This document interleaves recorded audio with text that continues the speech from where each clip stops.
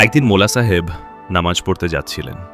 পরিষ্কার পাঞ্জাবি পরে, টুপি মাথায়, একেবারে পরিপাটি হয়ে মসজিদের পথে রওনা দিলেন। কিন্তু মাঝপথে হঠাৎ একটা কাদা ভরা গর্তে পড়ে গেল। ধপাস করে কাদায় পড়ে গেলেন মোল্লা সাহেব। তিনি রাগ করে বাড়ি ফিরে এলেন, আবার গোসল করলেন, নতুন পাঞ্জাবি পরলেন, এবার আরও সাবধানে বের হলেন নামাজ পড়তে। কিন্তু আবার সেই একই জায়গায় পড়ে গেলেন মোল্লা। এবার যেন আর সহজ হল না। তাও থামলেন না মোল্লা সাহেব, আবার পরিষ্কার পাঞ্জাবি পরে আসলেন। ঠিক তখনই হঠাৎ একজন অপরিচিত লোক তার হাত ধরে তাকে কাদা থেকে পার করে দিচ্ছেন। মোল্লা অবাক হয়ে জিজ্ঞাসা করলেন, কে তুমি?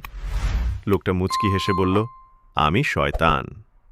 মোল্লা বিস্মিত হয়ে বললেন, তুমি শয়তান? আমায় সাহায্য করলে কেন? শয়তান বলল, তুমি যখন প্রথমবার পড়েছিলে তখন আল্লাহ তোমার সব গুনাহ মাফ করে দিয়েছিলেন। তুমি যখন দ্বিতীয়বার পড়লে তখন তোমার পরিবারের সব গুনাহ মাফ হয়ে গেছে। এখন তুমি যদি আবার পড়ো তাহলে পুরো গ্রামের গুনাহ মাফ হয়ে যেতে পারে। তাই তো এবার নিজেই তোমাকে ধরে পার করে দিলাম। আল্লাহ তাআলা কাকে কখন কিভাবে পরীক্ষা নেবেন আমরা কেউই জানি না। তাই সব সময় আল্লাহর জন্য প্রস্তুত থাকুন।